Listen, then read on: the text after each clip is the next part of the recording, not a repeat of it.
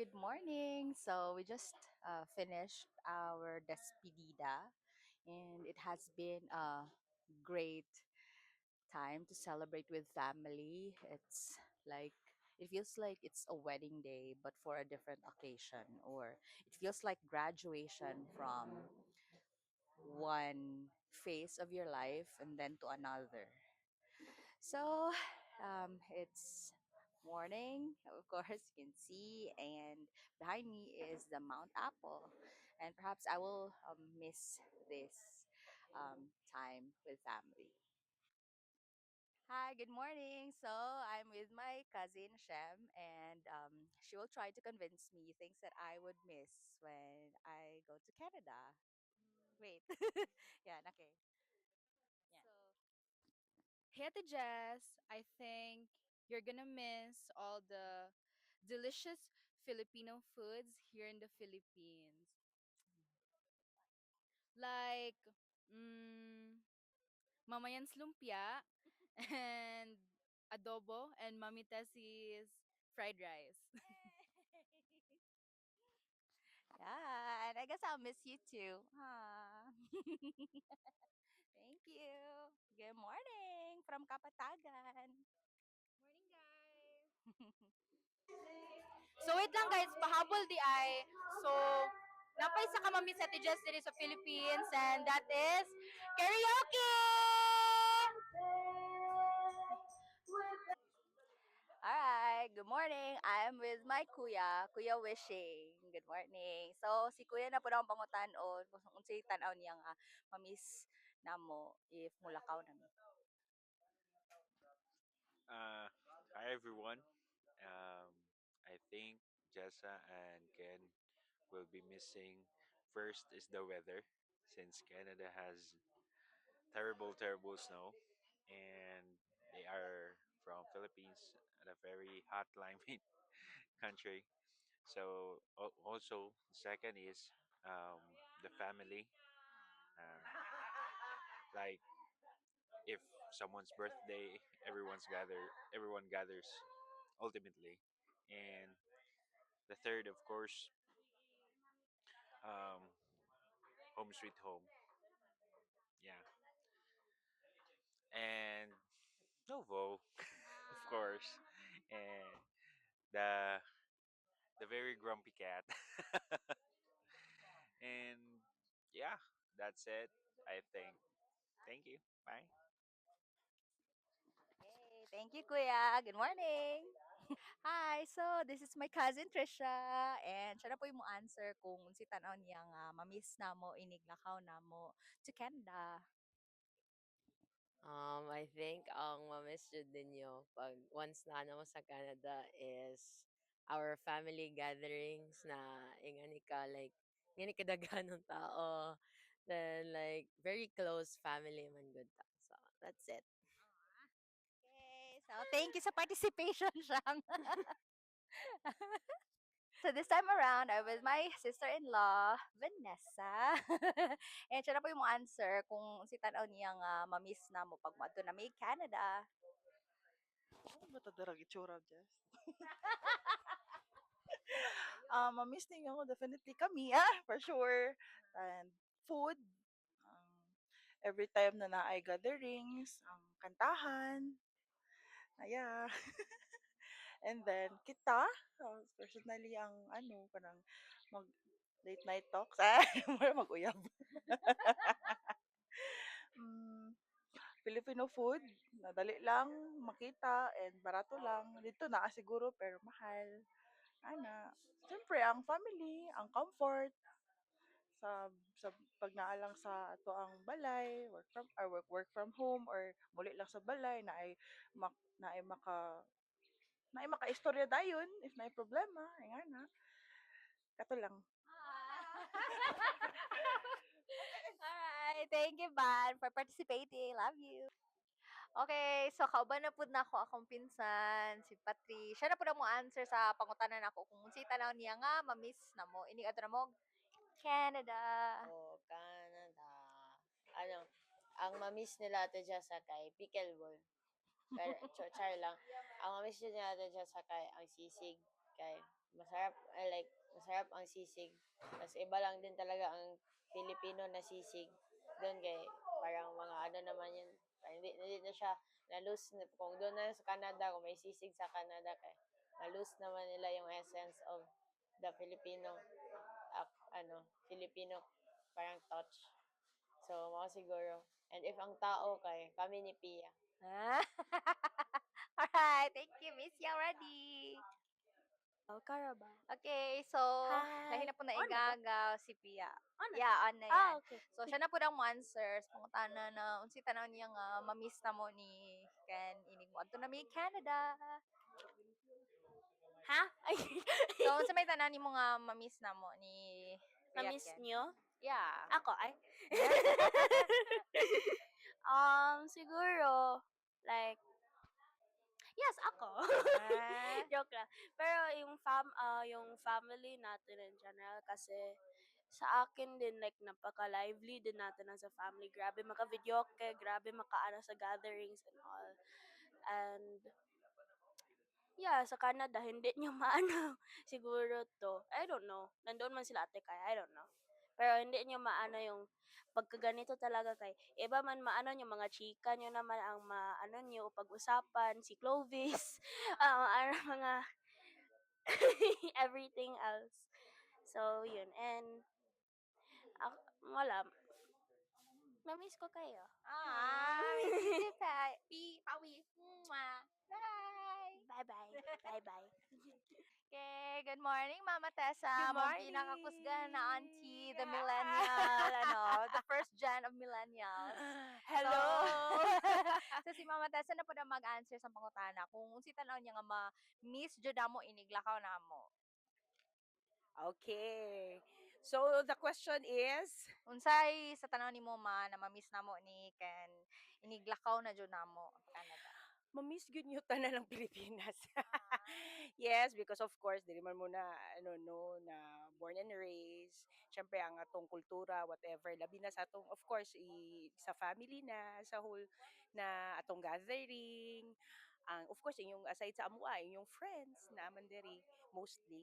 Tapos miss ninyo kani atong gathering, atong mga kaon and mga hugging. Yun lang. Pero, of course, i-ano na lang na, kay that's, ano man, but that's greener pasture. Thank you, Ma. Again. See you soon in Canada na po. Yes. Yay, awesome. So, medyo init-init na jud karon and here's Mama Becca. Siya na po ang magtubag sa ang pangutana nga unsi tan-aw niya nga ma-miss jud namo ni Ken Niglakaw namo. Filipino tradisyon na to, diri sa Pilipinas. Okay lang Bisaya? Opo. Kuan, kanang mga una. And then, ang mama o papa na sa kiliran. So, maybe like that.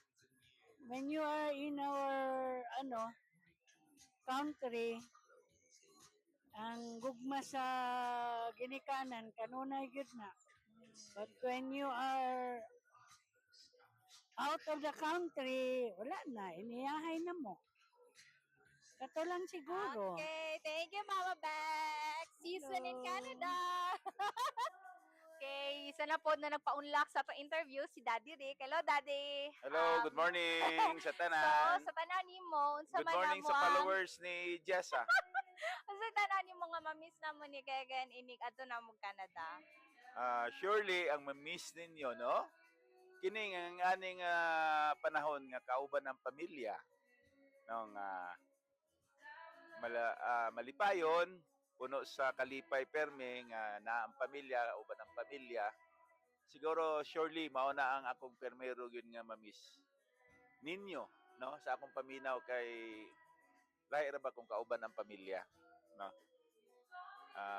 Siguro mao lang siguro very short lang kay mura og masigbawala na sad ko niya. No? So kana lang. Thank you, Dad. Okay. See you in Canada. Okay, maayong buntag sa tanan. So, kaban ako kung mama ug akong papa. Unya, sila na pud ang mo answer sa unsi tan-aw nila nga ma-miss jud namo inig adto namo Canada. Yun. Answer that. What will I miss? What will you Kami, miss? yes. What will Ken and Jessa will miss sa amo? First and foremost, uh, first and foremost, kami mismo ang family, no? Family Yes. personal. Ang ah, Funding. funding daw. Banding. Banding. Yeah. Banding and funding. Yes. Banding and funding. Kaon-kaon. And mga lakwat sa mga ah, candid moments. Kanang muuli ka, kanang muuli mi, nga wala na sila. So, Usually, mauli mi ako gyud ang mag-prepare gyud ug sa sudanon asa mi mga as a and mama. we Mm. know nga mamiss pud na nila. Yeah. Kami na ang mumatag sa'yo. Kamo na sila na ang mumatag sa iyo and kana na ilahan ng moments na magplano ug unsay sudanon kay si Ken mismo mangita sa iyang mama kana sa muuli kay miss na niyang cook sa iyang Mama. ang mga dishes nga gina-prepare sa iyang mama. Kapuya na siya kay simple lang kay siya, gusto niya inani lang, inana ginagmay lang. Egg lang. Oh. While si mama Mag-prepare og mag-prepare tagtulog daghan kay putahe. sudan and everything. So I know didto inyo hagyong sariling Sikap. paningkamot, sariling sikap. Hopefully kanang ma-survive ninyong first few months dito, makakita mo maayong trabaho nga maka-fund sa inyong mga needs. Kay kung needs lang sa school ug needs sa apartment kaya na ninyo. Ano may mga allowance pero kanang ingon nga daily Preparasyon. needs. Preparasyon. Daily needs ninyo. Sa ko as a mama, mao po na ma-miss ninyo no. Wala mo'y mas kung diri wala mo'y kailangang hunanaon. Hopefully kuha ninyo ma-overcome ninyo ang loneliness. yeah. Kay dili ra ba mo everyday mag-uban. So kanya-kanya gid mo og mga adtuan. So hopefully and God willing ma-overcome ninyo na and with God's help ma-survive ninyo and hopefully kanang inyong longing sa mo matugunan na mo in 1 year's time na makaadto ko dito. Yay! Love you. We love you, Mama and Daddy. See you soon in Canada. Bye. Bye. See you in Canada. Yay! Mao na jud ni nagsugod ko nga magbuhat og video diaries kay mo to ang mga panahon nga kanang daghan pa kay uncertainties regarding my PhD application journey, even the unexpected na panghitabo na nahimo kong recipient sa isa ka government funding.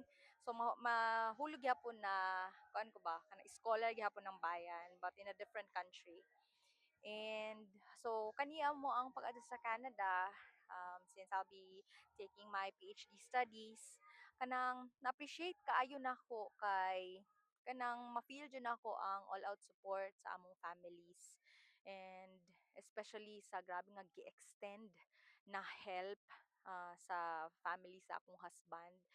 Gipakita jud nila ba nga family is not just a lip service but they showed it through actions. And kani nga journey namo ba kay kanang dili lang manggod ni siya nakaadto mi tungod sa among pagpaningkamot pero naa jud ako kayong tabang gikan sa among pamilya unya sa ako ang family po sa akong ginikanan sa akong igsuon nakita pud nako ang ilahang pagpaningkamot na masupport ko sa kutob sa ilahang makaya. And siguro no ang ma-miss jud nako kay inig adto namo kay kanang proximity sa amo ang family. kay dili na sila madali-dali og reach out kana face to face gani.